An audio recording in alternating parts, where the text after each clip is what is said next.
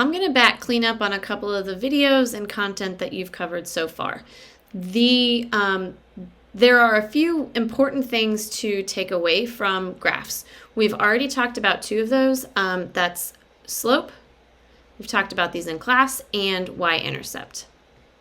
For a position versus time graph, the slope is the velocity, which can be positive or negative, and the y-intercept is your initial position.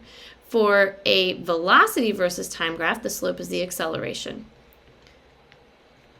and the y-intercept is the velocity, initial. Now, the other thing that you can take away from a graph, if you look at the area under the curve, you don't get anything if you look at the area under the curve of a position versus time graph. But if you look at the area under the curve for a velocity versus time graph, you get your displacement. Now, in this case, you have a positive area and a negative area. So this triangle piece is positive. So the object has traveled a certain amount of meters in the positive direction. And in this case, the displacement or the area is negative. So the object has traveled back in the negative direction. If these two areas on a graph like this are equal, then the change in position or the displacement is 0. So area under the curve of a velocity graph gives you displacement. Now, the thing that I want to talk about right now is what happens here. What's really happening if the line crosses the x-axis?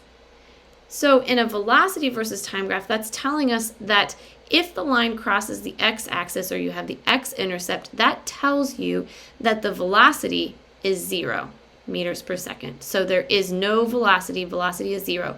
Before that, velocity was positive. After that, velocity is negative. So when you look at the x-intercepts on a velocity versus time graph will give you the points in time at which the object turns around.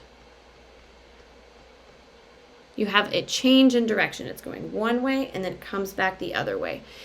If this was a position versus time, or maybe we'll just take this and make it bigger and look at what happens here.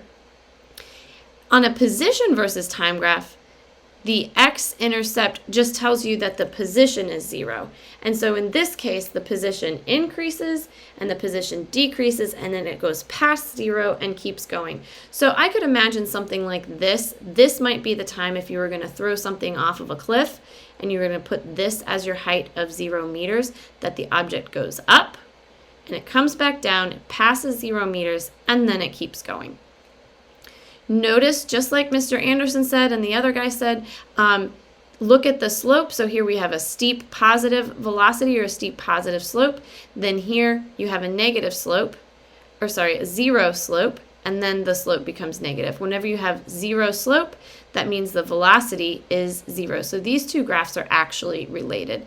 This velocity versus time graph is the equivalent for this position versus time graph. I think that's all I needed to do to clean up a little bit of what was said in the previous videos.